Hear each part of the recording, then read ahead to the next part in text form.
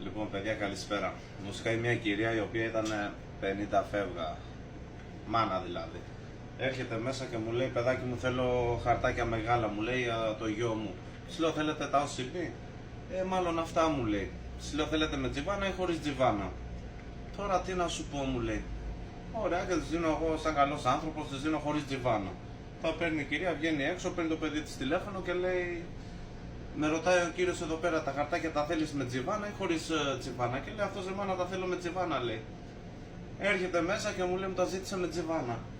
Ωραία, τα αλλάζω, το δίνω με τζιβάνα και μου λέει: κυρία, τι διαφορά έχουν το ένα με το άλλο?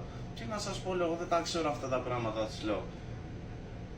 Μου λέει: γιατί καπνό κάνει? Ναι, σίγουρα για καπνό, απλά για να βγαίνει μεγάλο το τσιγάρο, λέω, γιατί δεν εξηγείται. Αλλιώς τι να τα θέλει, λέω, το χαρτάκι τόσο μεγάλο και με τζιβάνα. Μάλιστα, μου λέει. Παίρνει τα χαρτάκια, φεύγει η κυρία και μάλλον η κυρία δεν κατάλαβε τι τα ήθελε ακριβώς. Πρέπει να μυρίσει, να δει γιατί πράγμα είναι αυτά τα χαρτάκια.